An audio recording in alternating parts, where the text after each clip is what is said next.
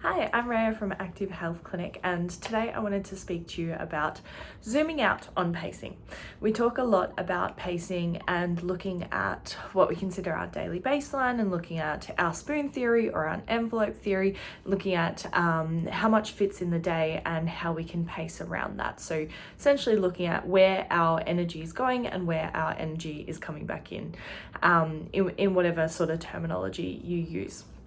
One of the biggest things we like to do around pacing is taking that broader step back to look at not only the day but the bigger picture, because as you're aware and as you'll experience, life gets in the way. It's not just about controlling the day or managing the day.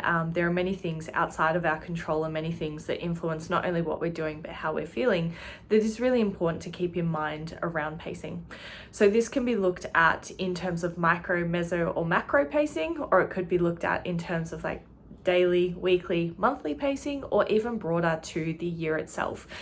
So for someone who is in school, then there's school holidays. So that actually broadens out to looking at the year or the terms, or someone in uni would look at the semesters, or someone working would look at annual leave or whatever it might be, public holidays.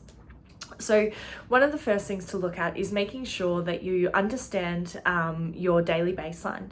So understanding what fits within your day that means that tomorrow is not impacted by your actions today, or by your activity today. So ideally, pacing or baseline is what you can do in one day that doesn't filter into the following. Then we have our weekly baseline. So there are things that fit in the week that don't necessarily fit in every single day. That could be social tasks, that could be activities of daily living or domestic tasks, so changing the sheets or washing the towels or whatever it might be. That can also be for some movement in whatever capacity that may be, and that could be quite a lot of different life-related tasks. For some that could be work as well, or studying or whatever it might be.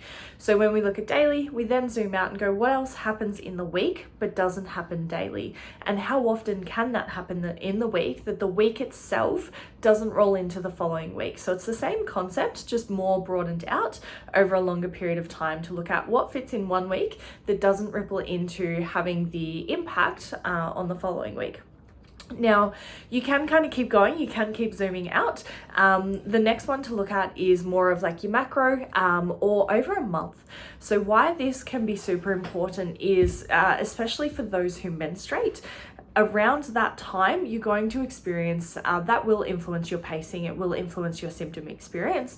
And based on your cycle, which may be over a month, it might be over a month, or longer a month, sorry, over longer than a period of time of a month, then keeping that in mind, because we might have symptom increase, we might have capacity reduction.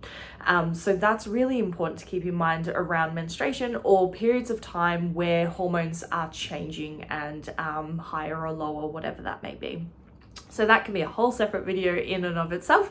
But the point is, when you're looking at zooming out, there are also other things, other tasks in life that would fall into more of like a monthly category as well.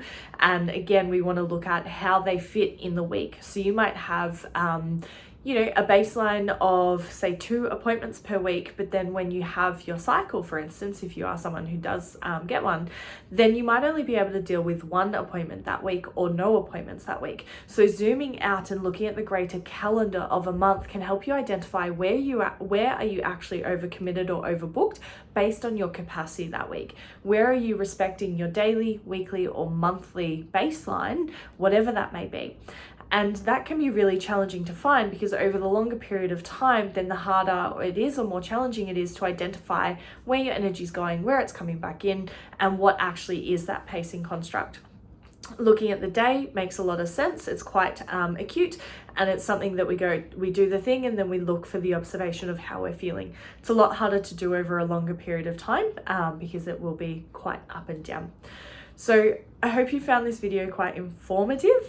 The idea is just to look at how to zoom out and look at what it is that you feel your body is responding well to, or what it is you feel your body is having struggles around, and looking at how you can have more pacing supports around that, whatever that may be.